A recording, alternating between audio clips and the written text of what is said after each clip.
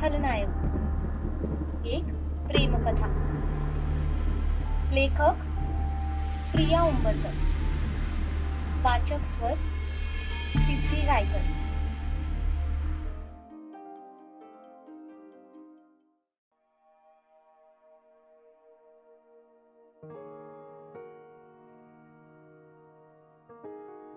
गिरीश खूप वैतागले होते। दुपारपासून ते तपस्याला फोन करत होते, पण तिने एकदाही त्यांचा फोन उचलला नव्हता। सई तिच्या कॉलेज ट्रिपसाठी 2-3 दिवसांपासून बाहेर गेली होती। तेव्हापासून गिरीशचा जीव तपस्याशी बोलायला तडफडत होता, कारण सई होती तोपर्यंत तिला फोन करायला लावून ते स्पीकरवर टाकायला लावायचे। निदान तिचा आवाज ऐकला तरी त्यांच्या मनाला समाधान मिळायचं, पण सई गेल्यापासून त्यांना तेही करता येत नव्हतं। शेवटी नाईलाजाने त्यांनी स्वतःच्या फोनवरून तिला कॉल केला, पण त्यांचा फोनच ती उचलत नव्हती। त्यामुळे त्यांच्या मनाची बेचैनी अजून वाढत चालली होती। तप्पू, प्लीज फोन उचल।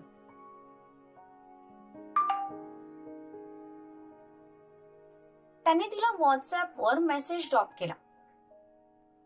बराच वेळ ते तिच्या उत्तराची वाट बघत जागे होते, पण इकडे तपस्या मॅडम मात्र केव्हा झोपी गेल्या होत्या।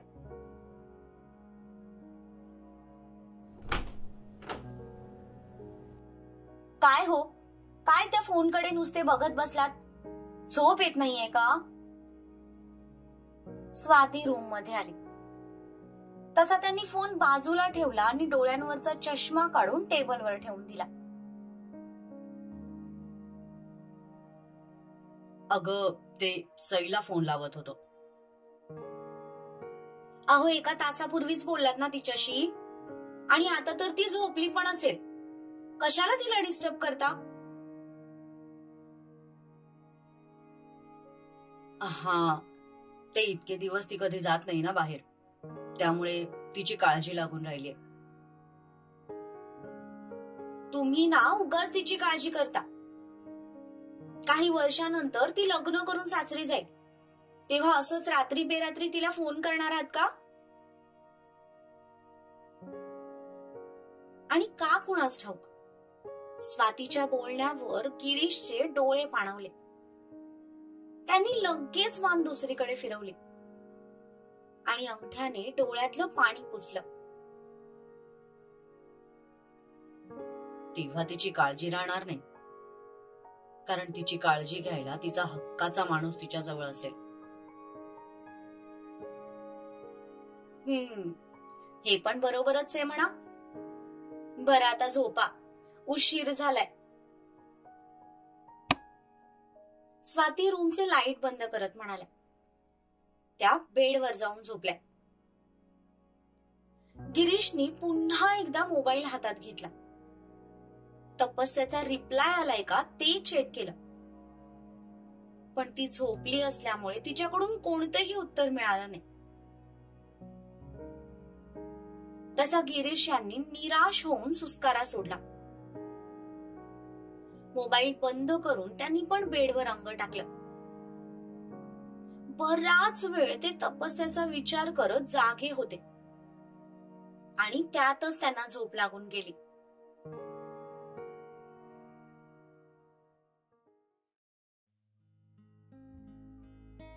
इकडे सकाळ झाली तशी तपस्याला नेहमीच्या वेळेत जाग आली। तिने एक मोठा आळस दिला आणि उठून बसले। पडद्याआडून सूर्याची कोवळी किरण रूम मध्ये येत होती। ते बघून तिच्या चेहऱ्यावर किंचित स्माईल आली। आजकाल तिला इथलं वातावरण जरा जास्तच आवडू लागलं होतं। तिने पुन्हा एक आळस दिला आणि उठून फ्रेश व्हायला बाथरूम मध्ये निघून गेली।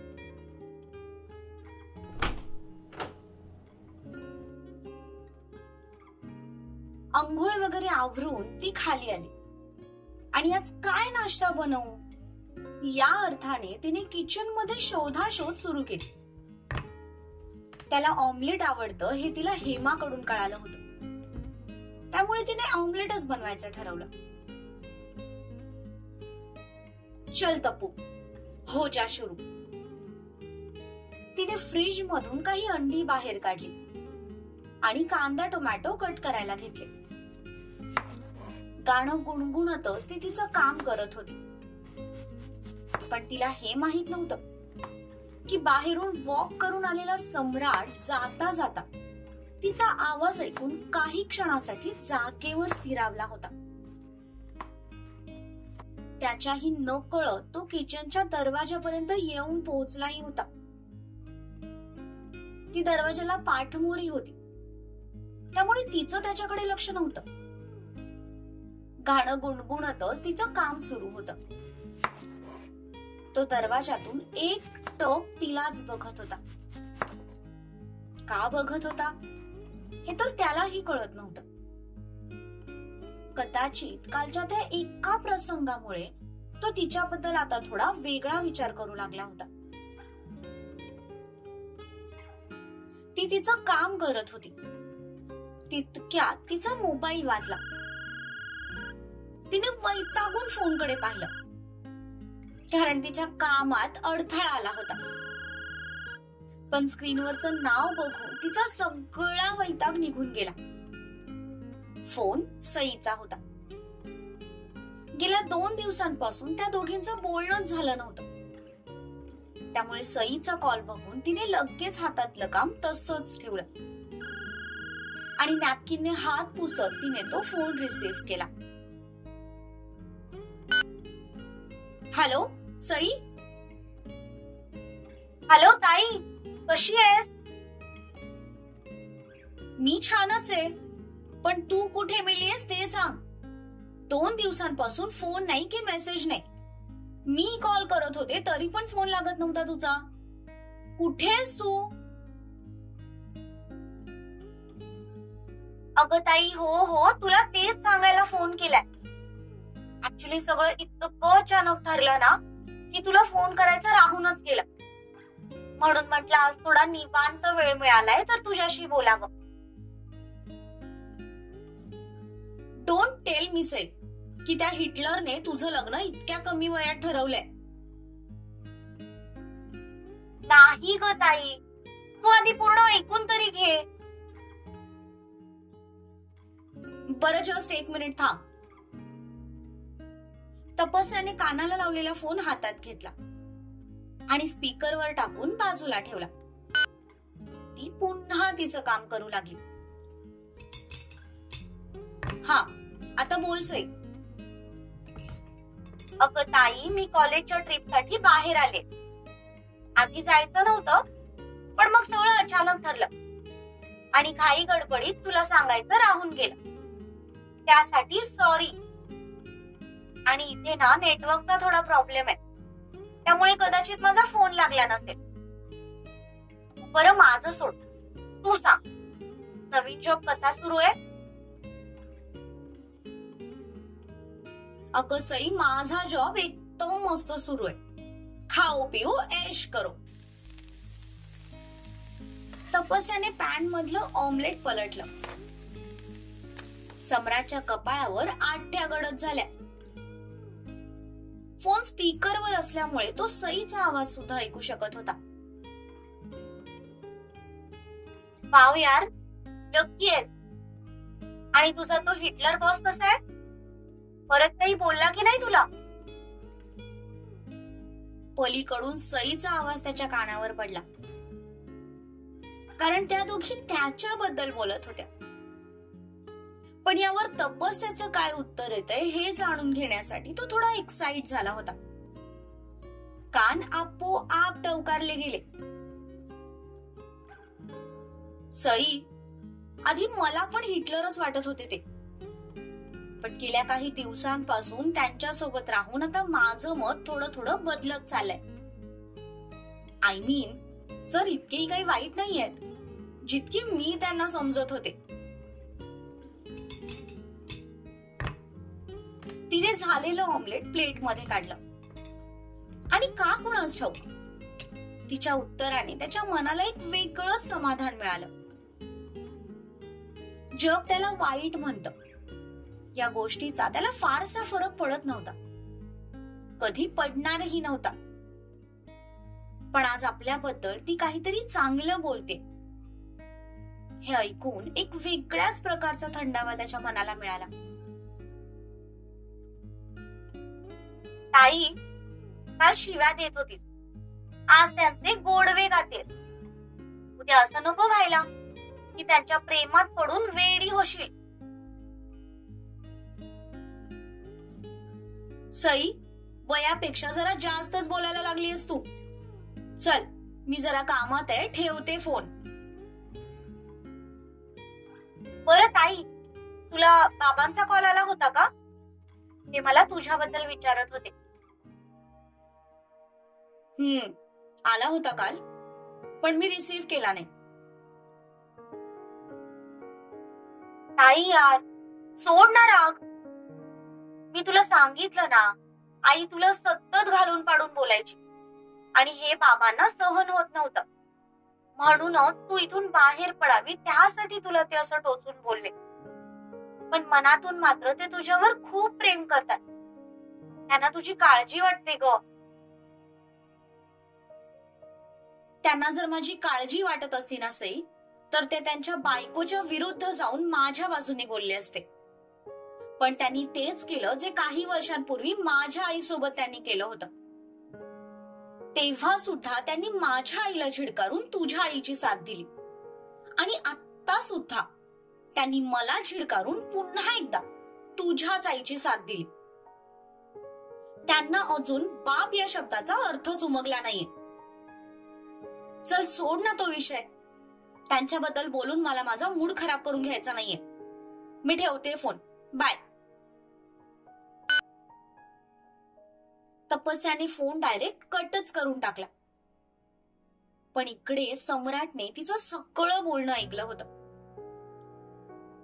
तिचं सगळं काम झालंय हे बघून तो तिथून लगेच माघारी फिरला, कारण त्याने सगळं ऐकलंय हे त्याला तिला समजू द्यायचं नव्हतं. तिने गॅस बंद केला आणि कठड्यावर हात रोवून एक रागीट उसासा सोडला. काळजी, माय फूट, दिखावा नुसता. तिने बेसिन मध्ये हात धुवून गळ्यातला ऍप्रन काढून ठेवला.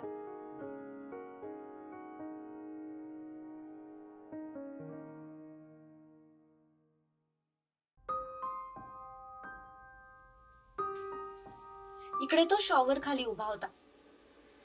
पण काही केल्या त्याच्या मनातून थोड्या वेळापूर्वीचं तिचं आणि सईचं संभाषण जायलाच तयार नव्हतं. तिच्या फॅमिली बॅकग्राऊंड बद्दल तर त्याला माहिती होती की स्वाती तिची सावत्र आई आहे, पण वडिलांसोबत तिचे रिलेशन इतके खराब असतील याची तर त्याला कल्पनाही नव्हती. मला तर म्हणायला कोणी फॅमिली नाही आणि हिला तर असून नसल्यासारखी. आता तरी ऍटलिस्ट मला फॅमिलीचं प्रेम मिळतंय, पण हिला तर तेही मिळत नाहीये. मग तरीही ही इतकी हॅपी कशी राहू शकते? त्याच्या या प्रश्नाचं उत्तर कदाचित फक्त तीच देऊ शकत होती. तिच्याच विचारात त्याने अंघोळ आटपली आणि तो त्याचं सगळं आवरून खाली आला. त्याला बघताच ती चेअरवरून उठून उभी राहिली, कारण ती त्याच्याच येण्याची वाट बघत होती. गुड मॉर्निंग सर, ती एकदम हसतमुखाने म्हणाली आणि थोड्या वेळासाठी तो तिच्या निरागस चेहऱ्यात अडकला. काल रात्री त्याने तिच्या मनाविरुद्ध जाऊन तिला किस केलं होतं. आज ती तिच्या फॅमिलीमुळे डिस्टर्ब होती, पण यातल्या कोणत्याही गोष्टीचं दडपण किंवा स्ट्रेस तिच्या चेहऱ्यावर दिसत नव्हता. चेहरा नेहमी सारखाच प्रसन्न होता. ओठांवर तेच नेहमीच अवखळ हसू होतं. क्षणभर त्याला तिच्या या स्वभावाचा हेवाच वाटला. आपण असे का वागू शकत नाही, हाही विचार त्याच्या मनात डोकावून गेला. पण त्याने तसे हावभाव चेहऱ्यावर दाखवले नाही. त्याचा चेहरा तसाच नेहमीसारखा निर्विकार होता. गुड मॉर्निंग सर, आज मी तुमच्यासाठी ब्रेड ऑमलेट बनवलंय आणि विश्वास ठेवा, आज मी सगळं एकदम काळजीपूर्वक बनवलंय. तुम्ही टेस्ट करा, मी तुमच्यासाठी कॉफी करून आणते. चहा हवाय मला. ओके. तिच्या चेहऱ्यावर आनंद पसरला, कारण ती स्वतःसाठी चहाच करणार होती. निदान 1 कप कॉफीचं आपलं काम वाचलं. ह्या इतक्याशा गोष्टीने सुद्धा तिला आनंद झाला. आतमध्ये जाऊन तिने दोघांसाठी फक्कड चहा बनवला आणि 2 कप घेऊन बाहेर आली. तोपर्यंत त्याने पूर्ण नाश्ता संपवला होता. इतकं फास्ट त्याने कसं सगळं संपवलं याचा तिला थोडं आश्चर्यच वाटलं. न खाता त्याने सगळं कचऱ्यात तर टाकून दिलं नसेल ना. या गोष्टीने थोड्या वेळासाठी तिचं मन खट्टू झालं. छान झालं होतं ऑमलेट. त्याने टिश्यू पेपरने तोंड पुसलं. तसा तिचा चेहरा चमकला.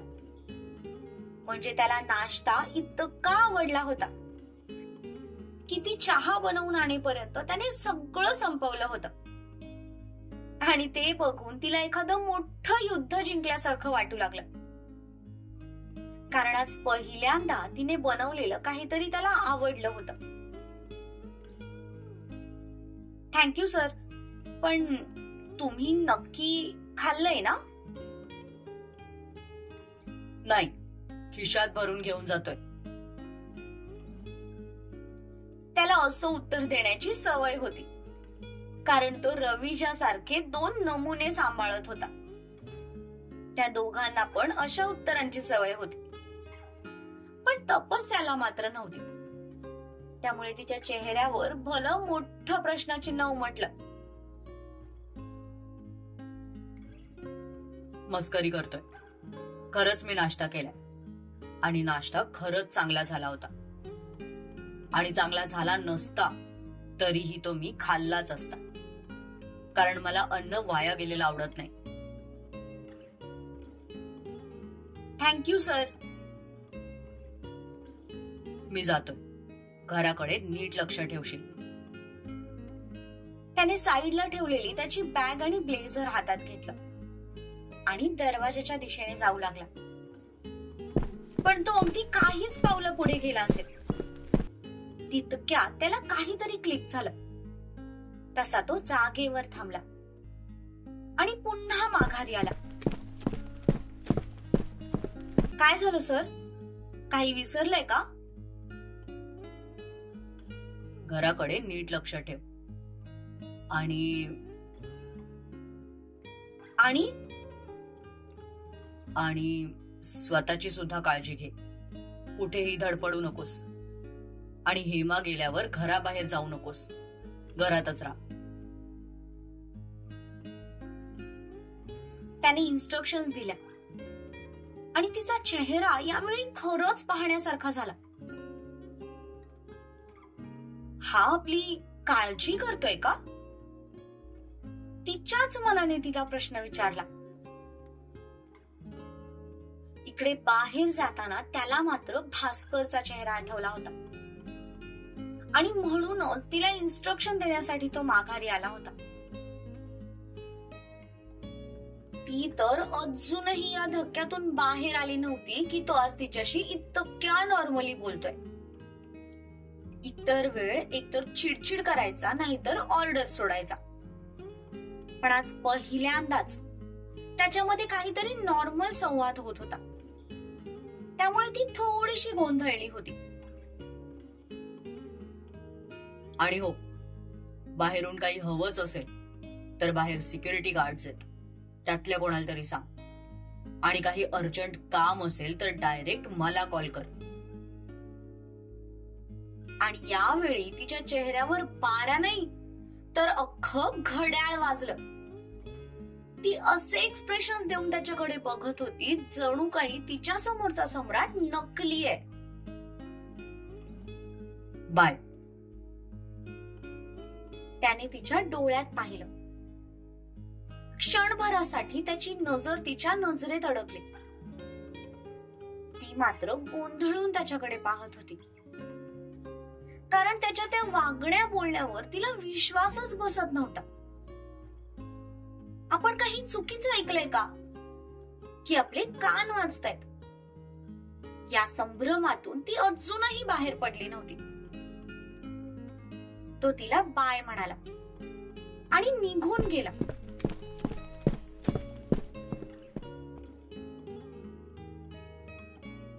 हा नक्की मोगॅम्बोच होता ना, की रात्रीतून कोणीतरी याचा आत्मा बदलला? तो गेल्यावर ती डोकं खाजवू लागली आणि तशीच पुन्हा चेअरवर बसली.